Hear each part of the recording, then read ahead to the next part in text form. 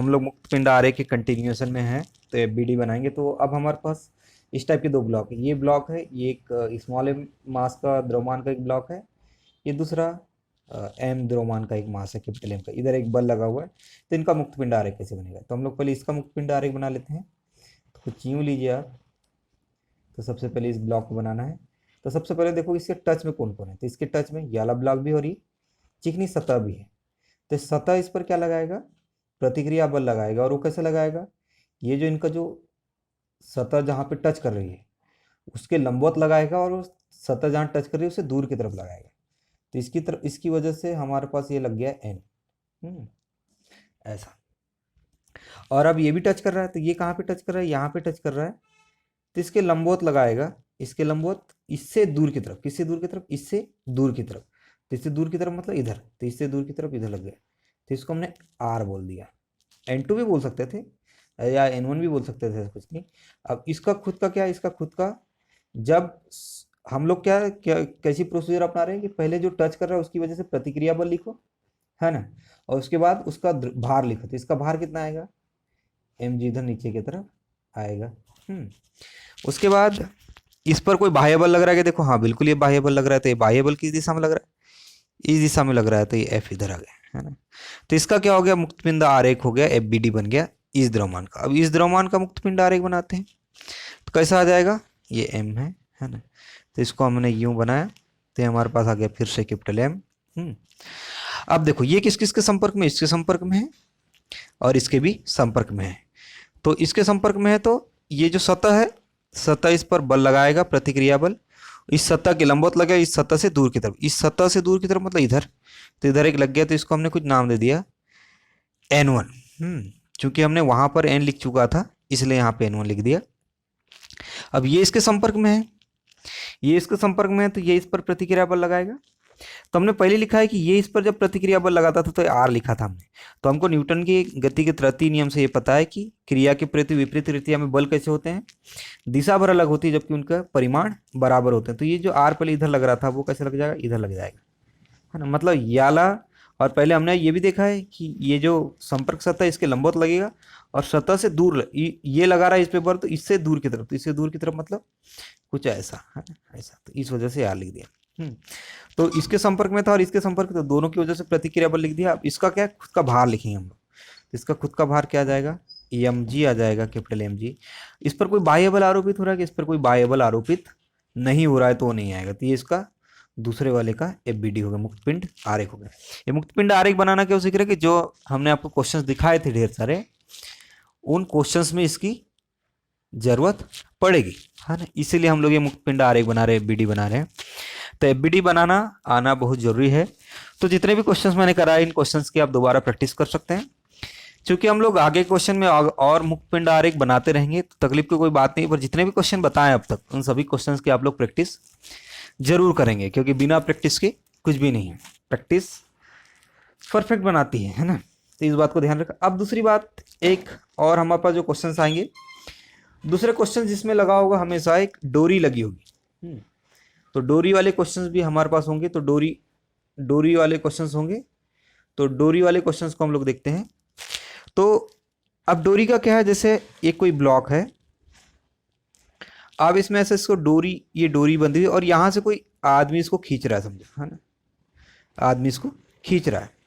या समझिए ऐसा कि ये कोई छत है ना, छत में डोरी लगी हुई है और इस डोरी को कोई खींच रहा है ना। यहाँ से कोई एक आदमी है जो डोरी को खींच रहा है। तो डोरी पर कैसे आएगा, है ना। तो सबसे बड़ा डोरी से ये चीज समझ सकते हैं कि आप डोरी से, जैसे ये ब्लॉक है, ये ब्लॉक है कहीं पर रखा, इस डोरी से इस ब्लॉक को आप खींच सकते हैं। इसको धक्का नहीं दे सकते, जैसे आप इधर की तरफ खींच सकते हैं, पर डोरी की सहायता से इसको इधर की तरफ धक्का दे सकते हैं आप नहीं। ये तो डोरी मुड़ के यहीं तक आ जाओगे ना आप धक्का देके। तो आप ये तो एकदम समझ सकते हैं कि डोरी से किसी चीज को केवल खींचा जा सकता है, उससे धक्का नहीं दिया जा सकता किसी को। एकदम कॉमन सेंस की बात है। तो जैसे यहाँ पे देखते हैं कि यहाँ पर कोई इसको इधर की तरफ खींच रहा है, तो डोरी के साथ क्या होगा, यहाँ पर अगर कोई इसको इधर की तरफ खींच रहा है, तो यहाँ पर जो डोरी के जो अणु हैं वो यहाँ के अणु को मैं इधर खींच रहा हूँ, यहाँ पर जो अणु होगा उसको हम लोग इधर खींच रहे हैं।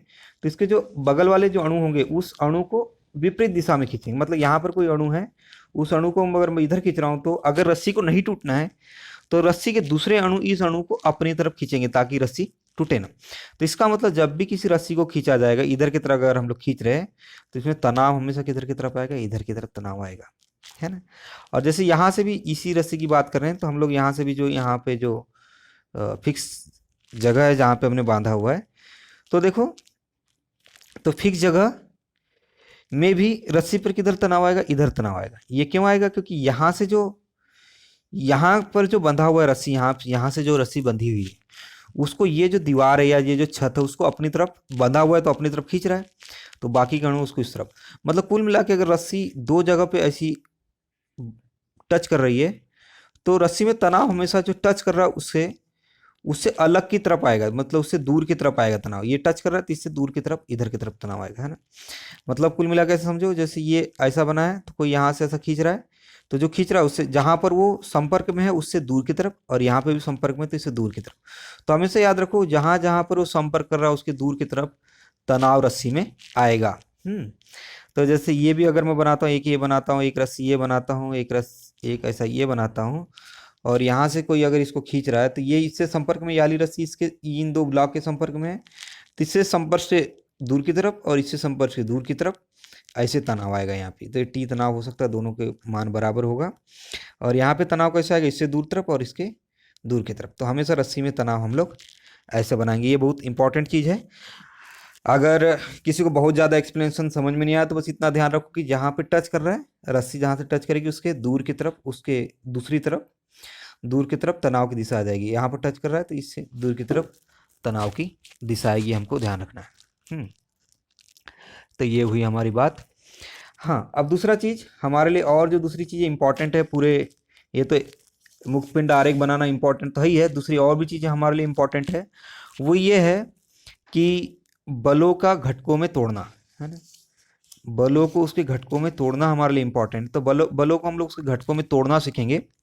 तो जैसे अगर एक बल इधर की तरफ दिशा है और ये इससे थीटा कोण बनाता है, जैसे कोई बल है या कोई भी सदिश राशि है, मान के चलो कोई भी सदिश राशि क्या है, v है ना। मान लो कोई सदिश राशि v है, क्योंकि सदिश को हम लोग वेक्टर बोलते हैं, तो कोई सदिश राशि v इस तरफ है। तो इसको कई सारे घटकों में तोड़ा जा सकता है।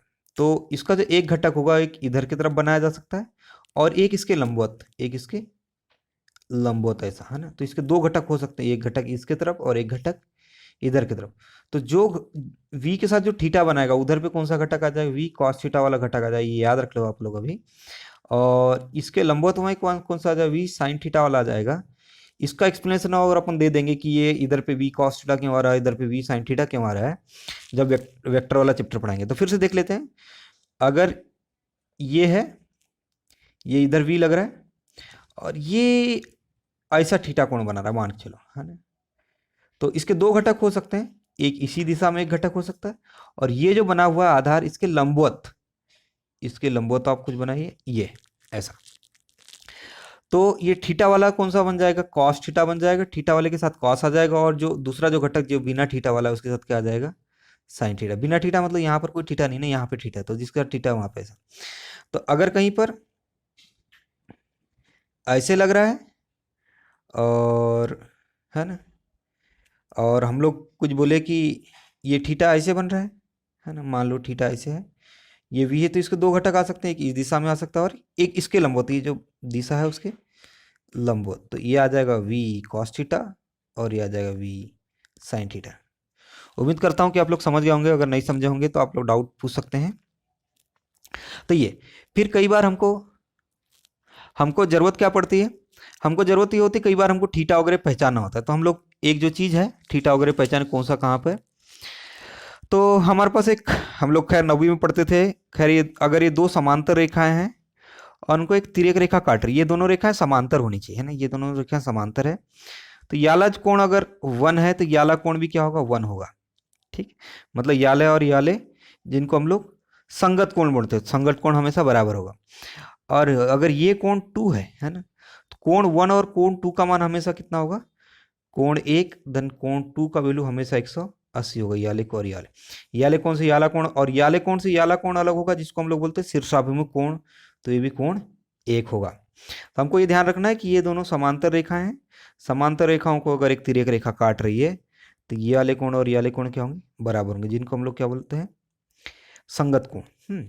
वैसे तो याला कोण दो और याला कोण दो भी बराबर होगा, ये भी संगत कोण होंगे।